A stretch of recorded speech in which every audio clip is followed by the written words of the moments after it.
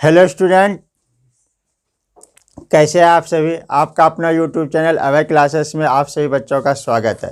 तो आज हम लोग क्लास 10th का चौथा चैप्टर, ठीक है, जो है द्विघात समीकरण शुरू करने वाले हैं। ठीक है, तो सबसे पहले इस चैप्टर का जो बेसिक कॉन्सेप्ट है उसको सीखेंगे, उसके बाद सारे क्वेश्चन को सॉल्व करेंगे। ठीक है, तो देखिए द्विघात समीकरण होता क्या है, पहले इस चीज़ को समझ लेना है। ठीक है, जिस भी समीकरण में कितना हो, घात कितना हो, 2 हो। जैसे अगर हम लोग यहाँ पे एक समीकरण लिए हैं 5x² - 3x - 2 = 0, तो इसमें क्या है कि जो भी पद है उसमें से अधिकतम पावर क्या देख रहे हैं, 2 है। जिसमें अधिकतम पावर 2 रहेगा उसको हम लोग क्या कहेंगे, द्विघात समीकरण कहेंगे। ठीक है, तो आते हैं इसके परिभाषा की ओर।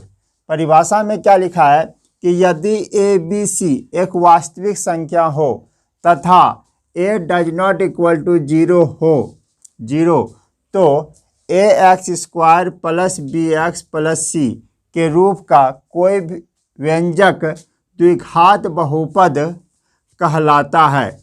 x वे वास्तविक मान जो द्विघात बहुपद ax² + bx + c के मान को शून्य कर देता है। इसका मतलब ये हुआ कि ये जो समीकरण दिया हुआ है द्विघात समीकरण, उसमें अगर x का जो वैल्यू निकलेगा उसका मान अगर इस समीकरण में रख देंगे तो वो किसके बराबर होगा, 0 के बराबर होगा। उसी को हम लोग क्या कहेंगे, द्विघात समीकरण कहेंगे। ठीक है, जैसे यहाँ पे दिया है, पहला क्या होगा, 5x² - 3x - 2 = 0। तो इस पद में देख रहे हैं पावर कितना है, 2 है, तो 2 मतलब इसका घात कितना हो गया, 2, तो इसको हम लोग क्या बोलेंगे, द्विघात समीकरण बोलेंगे।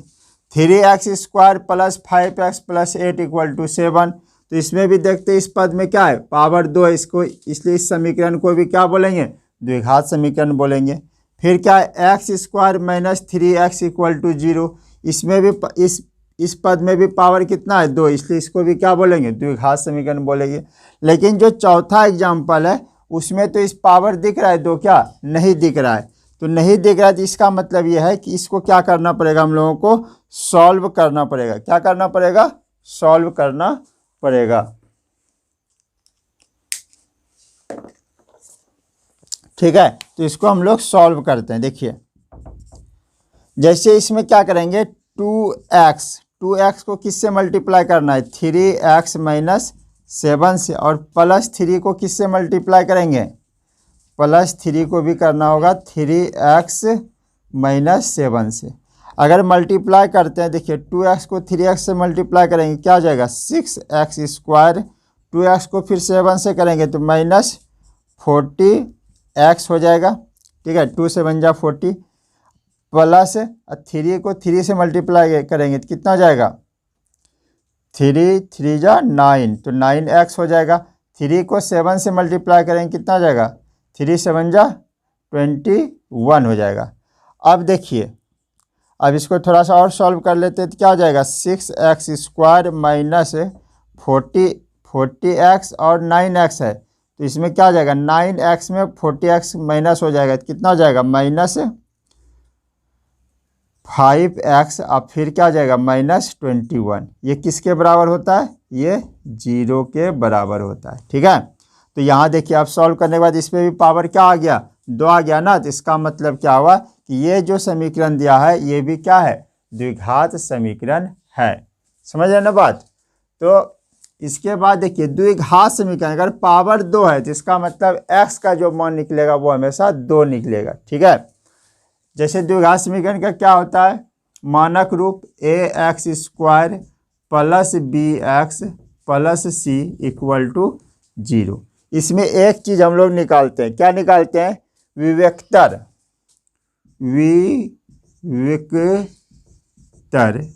या इसको हम लोग विवेचक भी बोलते हैं। क्या बोलते हैं, विवेचक, जिसको हम लोग d से डिनोट करते हैं। तो विवेचक बराबर होता है b² - 4ac। ये चीज़ आपको याद रखना है। विवेचक अगर एग्जाम में कभी कभी क्वेश्चन में आ जाता है कि द्विघात समीकरण का विवेचक निकाले। ठीक है, तो विवेचक या उसको विवेक्तर भी बोला जाता है। तो इसका क्या होता है, डी बराबर बी स्क्वायर माइनस 4ac।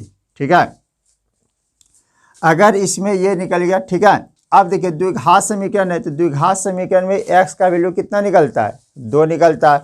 तो 2x का वैल्यू जो 2 निकलता है, एक को माना जाता है, मान लेते हैं हम लोग क्या, अल्फा। एक को क्या मान लेते हैं, अल्फा।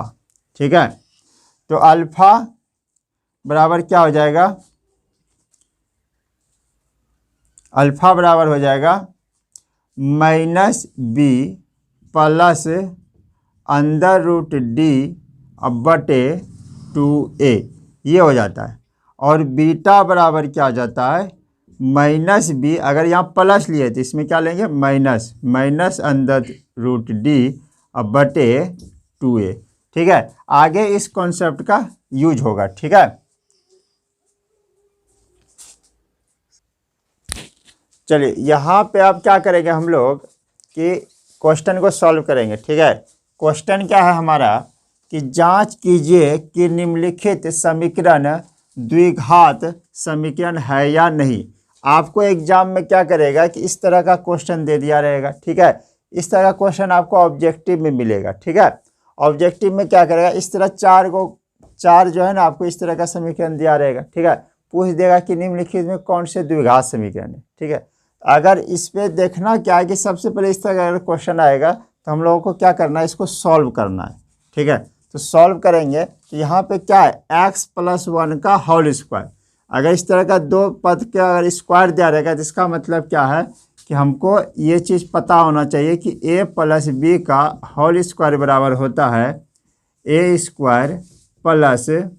b² प्लस 2ab होता है। ठीक है, तो यहाँ a के स्थान पे कौन है, x है, अब b के स्थान पे कौन है, 1 है। ठीक है, तो क्या हो जाएगा, x² प्लस 1 का स्क्वायर प्लस 2 गुना a के जगह पे कौन है, x, अब b के जगह पे कौन है, 1 है। ठीक है, तो इसको सॉल्व किए तो ये आ गया। ठीक है, फिर बराबर 2 इंटू क्या है, x - 3। ठीक है, ये चीज़ है। चलिए अब क्या करेंगे इसको कि x² अब प्लस 1 का स्क्वायर तो 1 हो जाएगा, अब प्लस 2 गुना x गुना 1 करेंगे तो क्या हो जाएगा, 2x हो जाएगा, बराबर, और 2 को जब x से गुना करेंगे तो क्या हो जाएगा, 2x, और 2 को जब -3 से गुना करेंगे तो -6 हो जाएगा। ठीक है, अब क्या करना है कि x² + 1 अब प्लस 2x, अब प्लस 2x को इस तरफ लाएंगे तो -2x होगा, -6 को जब इस तरफ लाएंगे तो क्या हो जाएगा, +6 इक्वल टू इस तरफ क्या हो गया, 0 हो गया ना।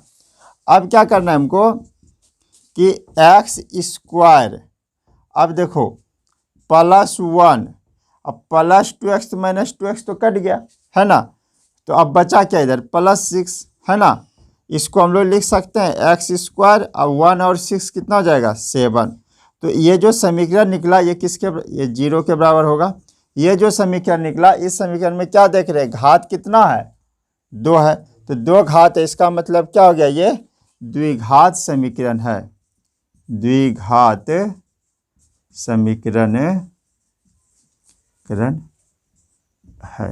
तो इस तरह का जितना भी क्वेश्चन आपके एग्जाम में आएगा तो क्या करना है, सबसे पहले इसको सॉल्व कर लेना है। ठीक है, अगर समीकरण में पावर 2 आ गया यानी घात 2 हो गया तो समझ लेना ये द्विघात समीकरण है। अगर सरल करने के बाद पावर 2 नहीं आया तो समझ लेना द्विघात समीकरण नहीं है। ठीक है, और हमारे वीडियो पे पहली बार आए तो सबसे पहले सब्सक्राइब कर लीजिए। ठीक है, और इस वीडियो को अच्छा लग रहा है तो आप लोग लाइक कीजिए। ठीक है, अपने दोस्तों में शेयर कीजिए।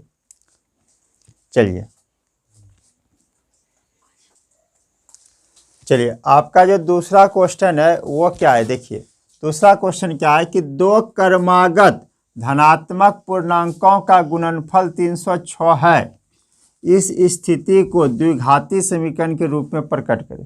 तो सबसे पहले ये समझना होगा कि क्रमागत धनात्मक पूर्णांक होता क्या है। ठीक है, अगर हम लोग कोई भी संख्या मान लेते हैं, अगर मान लिए कि 5 के बाद क्या होगा, 6 होगा। इसका मतलब 5 के बाद जो 6 आया वो क्या, इसके क्रम में, मतलब 5 के बाद 6 आता है, सब कोई जानता है ना। तो इसका मतलब अगर 5 को x मान ले तो ये 6 क्या है, x से कितना ज़्यादा है, 1 ज़्यादा है।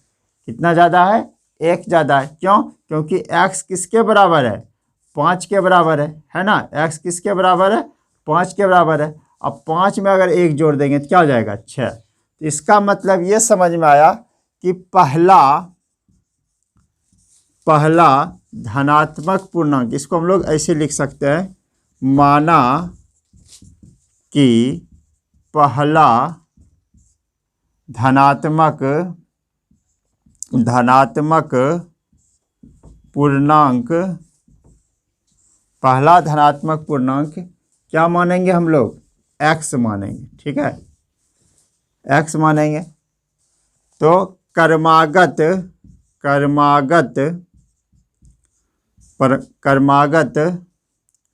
दूसरा धनात्मक का मतलब क्या हुआ कि वह प्लस में होना चाहिए। ठीक है, धनात्मक पूर्णांक क्या हो जाएगा, इससे 1 ज़्यादा होगा, मतलब x + 1। समझ रहे ना बात को। अब क्वेश्चन में क्या कह रहा है कि दो क्रमागत धनात्मक पूर्णांकों का गुणनफल का मतलब क्या हुआ प्रश्न से। तो पहला धनात्मक पूर्णांक क्या है, x, और दूसरा क्या है, x + 1।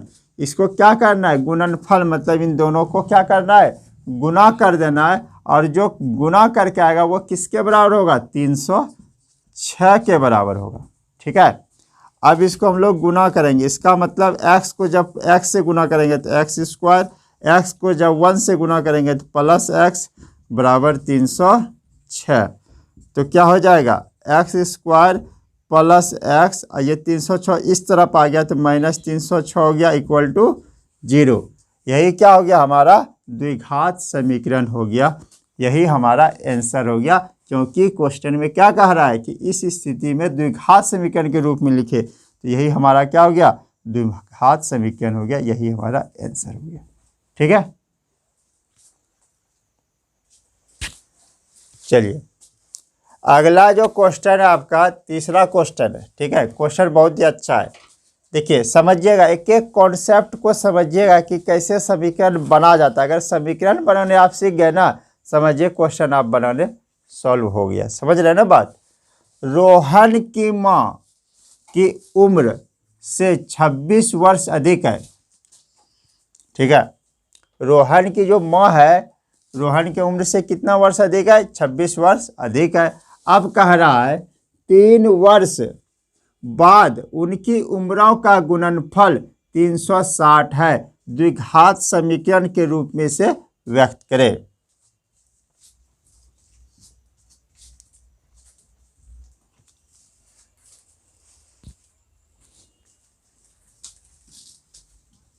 यहाँ पे आप सही कर लीजिएगा, रोहन की माँ की उम्र, रोहन के उम्र से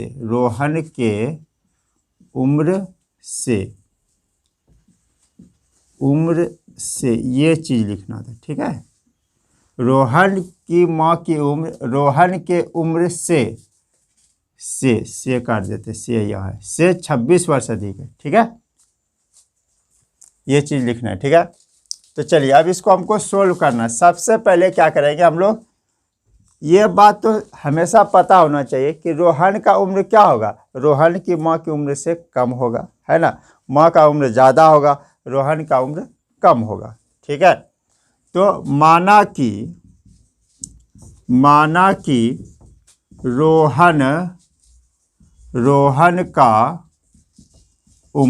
रोहन का उम्र कितना मान लेंगे हम लोग, x मान लेते हैं। ठीक है, तो रोहन की माँ का उम्र, रोहन की माँ का उम्र क्या होगा, अब रोहन की उम्र से कितना साल अधिक भाई, 26 वर्ष अधिक है। क्वेश्चन में कह रहा है 26 वर्ष, इसका मतलब x + 26, इसको हम लोग वर्ष लिख सकते हैं। ठीक है, अब कहता है 3 साल बाद 3 साल बाद, अब 3 साल बाद क्या होगा, रोहन का भी उम्र बढ़ेगा तो उसकी माँ का भी उम्र बढ़ेगा। बढ़ेगा कि नहीं बढ़ेगा? ऐसा थोड़े है कि माँ का उम्र घट जाएगा रोहन का उम्र बढ़ जाएगा, ऐसा नहीं होगा। जब भी बढ़ेगा तो रोहन का भी उम्र बढ़ेगा और उनकी माँ का भी उम्र बढ़ेगा। तो हम लोग लिखेंगे क्या, 3 साल बाद। अगर बाद कहेगा तो उम्र में क्या करेंगे, प्लस करेंगे। अब पहले कहा जाएगा क्वेश्चन में तो उसमें माइनस करेंगे। तो 3 साल बाद रोहन का उम्र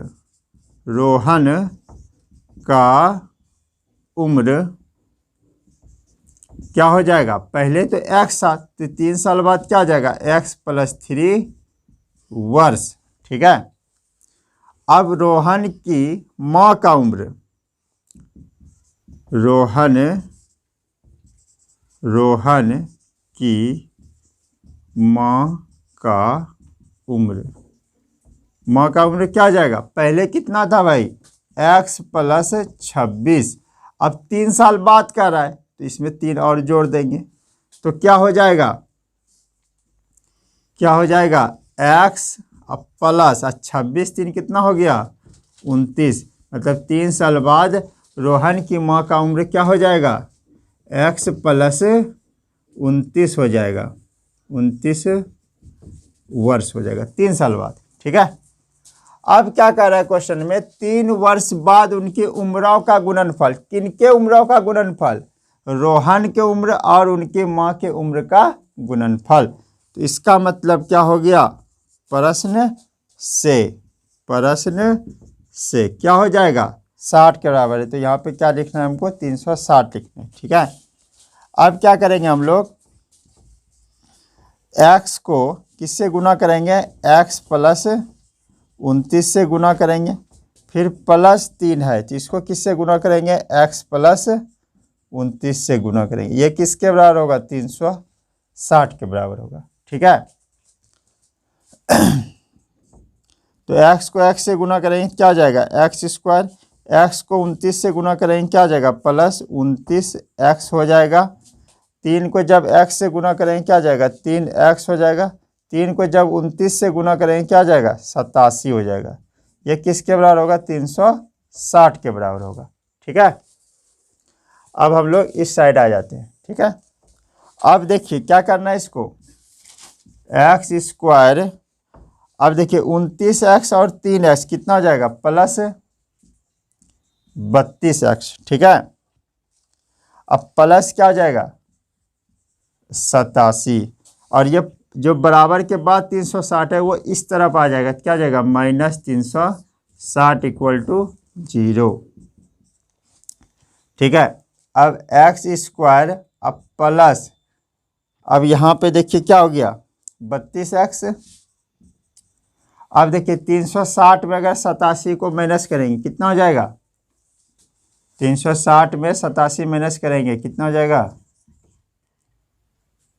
87 माइनस करेंगे तो देखिए 10 में 7 गया 3, यहाँ 5 बचा, इससे 1 बचा लिए 15, 15 में 8 गया 7, तो कितना जाएगा 7 हो गया। और यहाँ 2 बच गया ना, 273। तो यहाँ क्या लिखेंगे, यहाँ माइनस है इसलिए -273 = 0।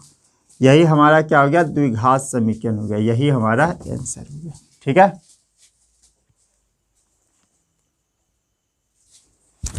चलिए नेक्स्ट क्वेश्चन जो है आपका 4 नंबर क्वेश्चन है, द्विघात समीकरण x² - 3x - 10 = 0 के मूल गुणनखंडन के द्वारा ज्ञात करें। ठीक है। ये क्वेश्चन बहुत इंपॉर्टेंट है, एग्जाम में हर बार एक क्वेश्चन पूछा जाता है। ठीक है। तो इसको देखिए, मूल का मतलब क्या होता है, यहाँ पे x का मान निकालना है। मूल का मतलब क्या होता है, x का मान निकालना है। ठीक है। क्योंकि द्विघात समीकरण तो x का कितना मान निकलेगा, 2 मान निकलेगा। ठीक है।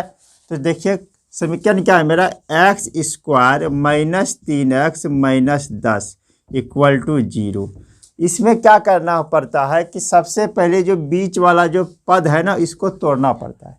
ठीक है। बीच वाले पद को आप तोड़ेंगे कैसे, तो बीच वाले पद को ये तोड़ने के लिए क्या करेंगे, सबसे पहले जो शुरू वाला पद है और जो लास्ट वाला जो पद है, ठीक है, इन दोनों का गुणनफल कितना होता है। ठीक है। इन दोनों का गुणनफल हम क्या देख रहे हैं कि एक्स शुरू वाला पद क्या है भाई, एक्स स्क्वायर है, लास्ट वाला पद क्या है, -10 है, तो -10 को गुना कर देंगे क्या जाएगा, -10 एक्स स्क्वायर। ठीक है, तो यही वाला जो पद है, ये वाला पद, ये बीच वाले पद के गुना के बराबर होना चाहिए और सॉल्व करने के बाद ये बीच वाला पद पूरना चाहिए। ठीक है, तो इसको करने के लिए क्या करते हैं हम लोग, देखिए एक्स स्क्वायर, ठीक है, क्या लिखे, एक्स स्क्वायर लिखे। ठीक है, अब हमको कितना पुराना है यहाँ पे, -3x पुराना है ना। तो इसको पुराने के लिए हम लोग क्या करेंगे, सबसे पहले प्लस, ठीक है, -5 ठीक है, -5 और +2, ठीक है, -5 अब +2 और यहाँ पे क्या है, एक्स है, तो यहाँ पे एक्स लिख दिए। ठीक है, अब -10 = 0। अब इस चीज़ को समझिए, देखिए -5 में अगर 2 को घटा देंगे, देखिए -3 आया कि नहीं आया। ठीक है, इधर जिस तरह ये वाला पद है -10, उसी तरह -10 लिखे।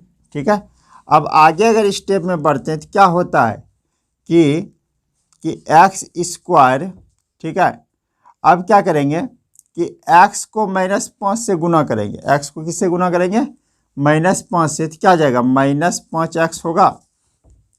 अब x को जब 2 से गुना करेंगे तो +2x होगा, फिर क्या हो जाएगा, -10 = 0। समझ रहे हैं ना बात। अब क्या करना है कि इन दोनों पद से हमको कॉमन निकालना है, इन दोनों पद से क्या निकालना है, कॉमन निकालना है। ठीक है, तो कॉमन निकालने के लिए क्या करेंगे, देखिए अब इन दोनों को हम लोग लिख सकते हैं, एक्स स्क्वायर को x गुना x -5 गुना x, ठीक है, अब +2 गुना x -10 को लिख सकते हैं 2 गुना 5। समझ रहे हैं ना बात। तो इसमें देखिए x देखिए दोनों में है ना, इन दोनों पदों में x देखिए दोनों में है, तो जो कॉमन होता है इसका मतलब x को बाहर निकाल लेते हैं, तो अंदर क्या बच गया मेरा x, अब फिर क्या बच गया, -5 बच गया। ठीक है, उसी तरह इसमें देखिए क्या है, 2 देखिए दोनों में है ना, तो 2 क्या करेंगे हम लोग बाहर निकाल लेंगे, तो अंदर क्या बच गया, x, इसमें तो 2 ये बाहर ही निकल गया, तो बच गया क्या, 5, तो -5 लिखेंगे = 0, ये = 0 के बराबर होगा। ठीक है, अब देखिए दोनों में x -5 हुआ ना, तो इस x -5 का कॉमन क्या है, x है, इसमें x -5 का कॉमन क्या है, +2 है, तो इन दोनों को एक साथ लिखेंगे और इन दोनों के बदले में हम एक बार लिखेंगे x -5। यही हमारा क्या हो गया, गुणनखंड हो गया, यही क्या हो गया, हमारा गुणनखंड हो गया इसका। ठीक है, लेकिन यहाँ क्या कर रहा है कि मूल निकाले, मूल मतलब x का मान निकालना है। इसका मतलब क्या हो गया कि x +2 जो है वो किसके बराबर होगा, 0 के बराबर होगा, तो x बराबर क्या हो गया, -2 हो जाएगा। ठीक है, और x -5 कितना के बराबर, 0 के बराबर, तो x बराबर क्या हो गया, 5। अब इसका जो मूल हुआ, मूल मतलब क्या, x का जो मान निकला वो क्या निकला, -2 और क्या निकला, 5 निकला। यही हमारा क्या हो गया, x का वैल्यू हो गया। ठीक है, लिखिए आप लोग इसको। इस क्लास को हम यहीं पे समाप्त करते हैं। ठीक है, ये जो चैप्टर है द्विघात समीकरण, ठीक है, ये आपका द्विघात समीकरण का पार्ट 1 हुआ। ठीक है, क्योंकि वीडियो बहुत लंबा हो जाता है इसलिए पार्ट 1 हुआ। इसके बाद हम पार्ट 2 भी बनाएंगे। ठीक है, जो कि लिंक डिस्क्रिप्शन में मिल जाएगा, आप लोग वहाँ पे देख सकते हैं। तब तक के लिए मिलते हैं अगले वीडियो में, तब तक के लिए जय हिंद।